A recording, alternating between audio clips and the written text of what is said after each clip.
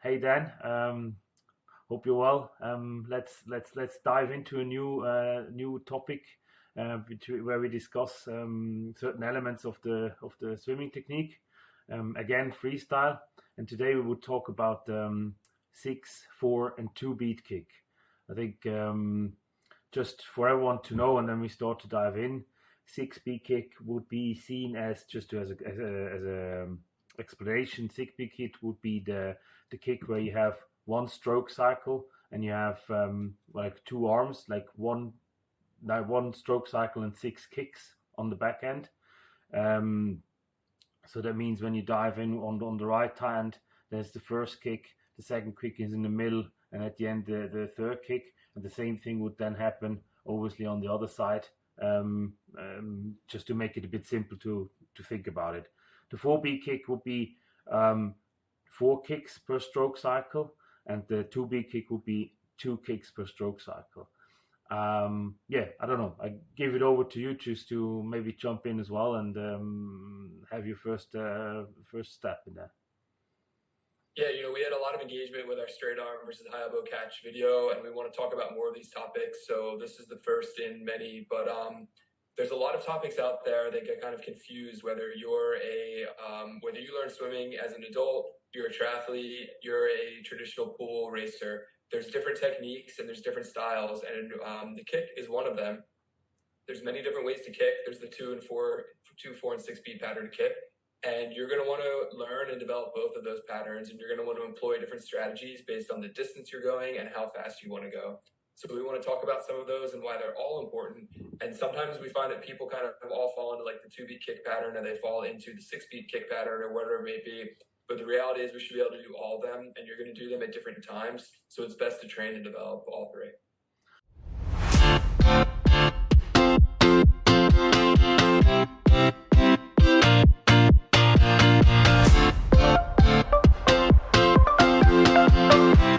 Yeah, I agree. I mean, usually when I started off swimming, it was that we would need to learn 6 beat kick. Or at that time, it was not called any beat kick because I was so young, so it was just kicking.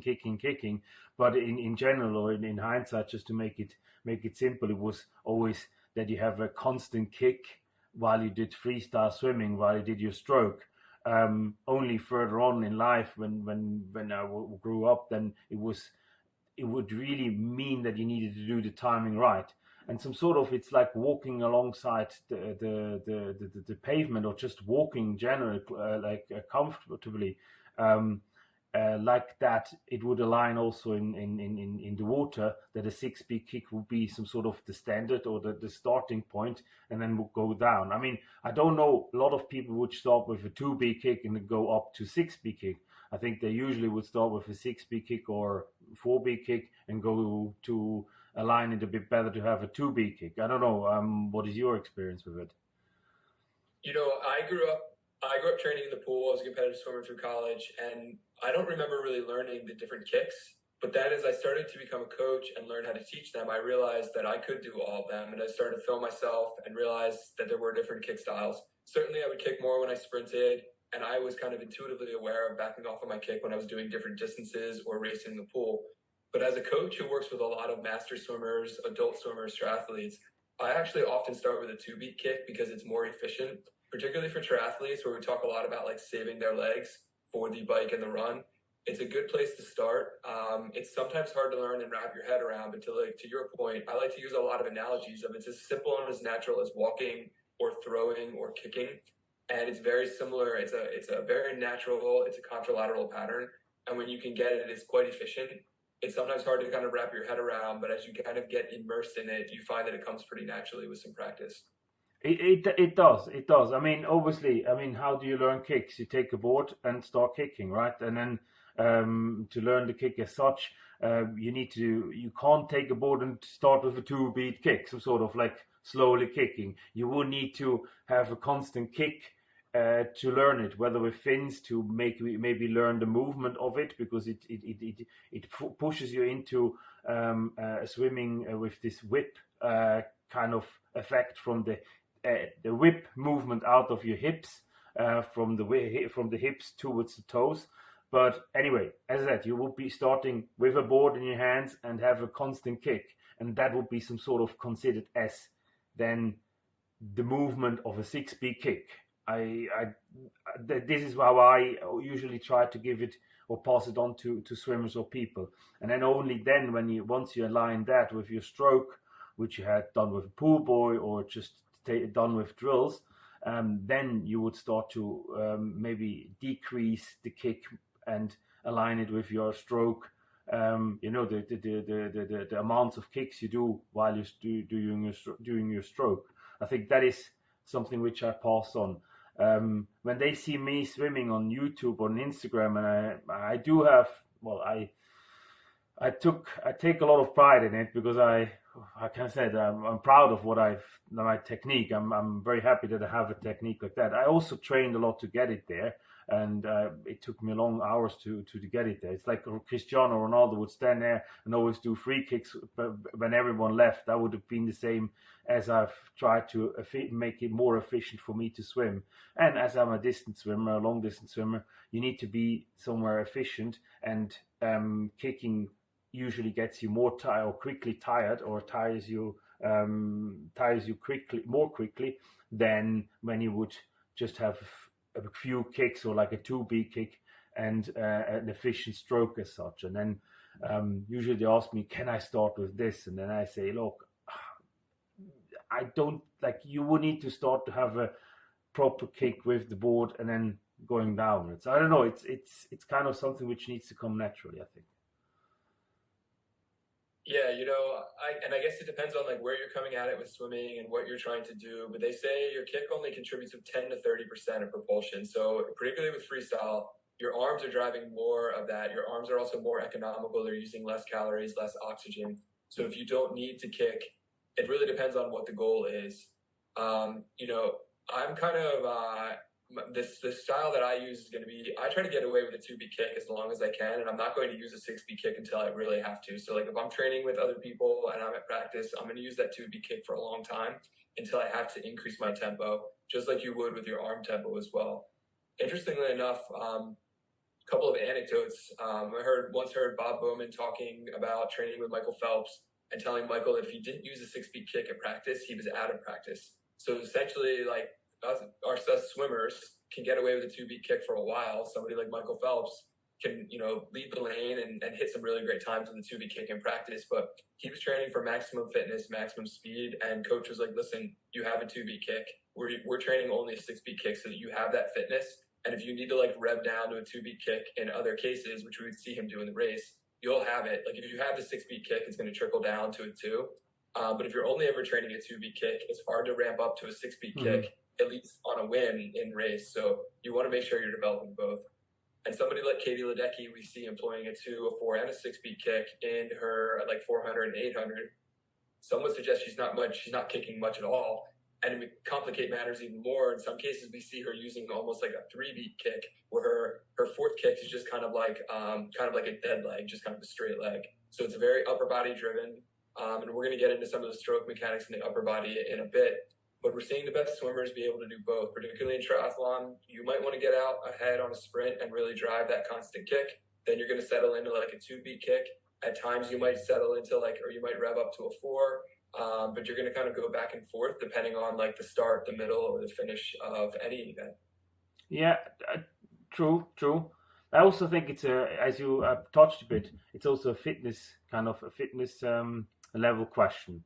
So if you're if you're comfortable with having a 6-beat kick and not like using it as a sprinter all the time, like have full force on it. It can also be that you have, when you look at Soon Young as another distance swimmer, having a 6-beat kick all the way through a 1500 meter swim, and even him, he would have or another person there, but I think he switches every now and there is Flo Welberg, and then you have Florian Welberg. He can swim a 6-beat kick for 1500 meter, or even Romanchuk, but on the other hand, and this is more the German way of training. And then you have another person like Greg Paltrinieri, who would just, like Ledecky, would just do everything out of his arms, virtually no kicking at all, and just doing a 1500 meter there. But I guess it is For me, the kick is only ever, it depends on the distance you want to swim, but mostly it is a balance question, a balance and efficient question. And for a lot of people who start off with swimming, I think kicks should be not the main focus as in propulsion, as you said there, because it is in the end not such a big deal, or it is not such a big, but it is there for balance in the water to actually improve your arm technique, your overall technique as such, for drills, for anything, to learn a high elbow catch, to learn how to do a proper stroke. And there it is, it depends on what you're more comfortable with, but I think you need to learn that, to be stable in it. As I said, the hard drive analogy, this faster the hard drive turns, whether it's giving you propulsion or not, but the faster it turns, the more stable your hips and your lower body is, and therefore it gives you more stability to learn the rest of it isolated. I think it is a difference. As I said, as you said, for us we grew up with it. I don't know when it's made click and it worked, but for a lot of new swimmers, I think it's more the balance question. And if a 2B quick gives you enough balance to do drills and everything, I doubt it, to be honest. But if it does, go for it. But then be sure that you need to be able to do the proper rotation upwards and the proper stroke. And if that is not possible, maybe increase the kick speed, just the speed as such. I think there it is, a difference. That's a really good point for those listening. You might be like 2, 4, 6. It's like, how many kicks am I taking? It's really important for everyone to get video of their stroke. You and I are videoing ourselves all the time and probably learning a lot from it. But if you're looking at your video, you can scrub through that nice and slow, and you can count how many kicks you're taking per stroke cycle. And to make it clear, a stroke cycle is going to be both arms. So are you taking 2 kicks every time you take 2 strokes, or 4 kicks every time you take 2, or 6? And then to make it even easier, because you're not going to be able to count your kicks while you're swimming, you're either doing a constant kick, which you're closer to 6 beat, or you're doing more of like a walking, strolling kick, which is going to be more of a 2 beat. And then sometimes there's like a flurry in the middle, which we get to 4. When I'm teaching people how to do that, like you said, you put a kickboard in someone's hand and just have them do a kick set, they're going to have to kick constantly because there's no arm drive. So you really have to propel that. Or if you're doing drills, which is a great place for adults to start anyway, there's going to be less arm propulsion when you're working on drills and isolating your stroke. So you're going to be using your kick more, probably putting on a pair of fins, and there's going to be more of a constant kick. And then the real hard one, if the 2 beat doesn't come naturally, is I often just ask adults not to kick at all. Do this next set. Maybe we're doing distance per stroke. Maybe I even put a pull buoy between their legs, and I'm just going to ask them not to kick. And what you're going to find, even sometimes with a pull buoy, if you're not really conscious of what you're doing with that, you're going to find the legs just kind of want to snap naturally the way every time you pull. And it would be the same way as walking. Your arms are going to naturally swing with your walking cadence. It would be as weird as walking without swinging your arms.